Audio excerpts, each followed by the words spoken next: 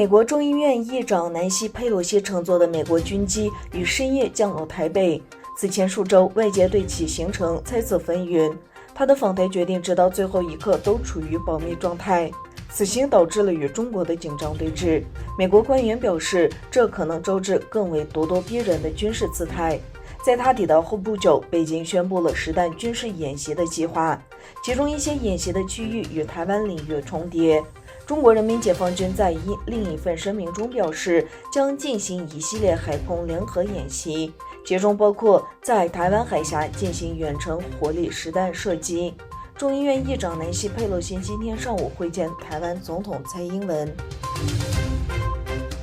美国主导的针对中国在东突厥散实施的种族灭绝和强迫劳动罪行和禁运和相关政策，对中国经济衰退起到了重要作用。国际贸易发展委员会发表声明，似乎承认了这种情况。国际贸易促进委员会召开特别新闻发布会，对美国和西方国家进行攻击。中国官员声称，美国有关东突厥散的报道和政策明确表明了他们企图以东突厥散为议程，扰乱东突厥散，掌控中国。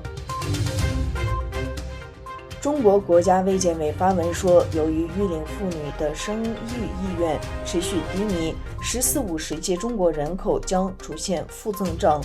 少子老龄化将成为常态。据悉，中国当局近年来采取了各种鼓励生育措施。与此同时，共产党政府继续对东突厥散的维吾尔人和其他穆斯林进行种族灭绝。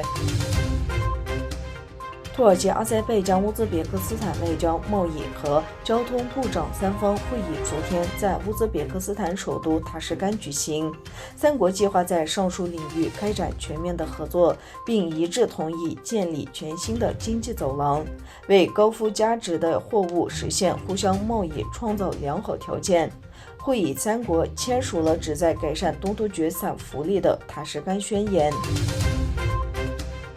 由于担心中国政府可能会获取数据，新西兰国会议员已被警告不要使用 TikTok。上周，众议院议长特洛菲马拉德向各方发出警告，国会议员不应在其议会电话和设备上使用该应用程序。电子邮件称，这样做可能会带来安全风险，即字节跳动和中国政府可能会访问您设备上的数据。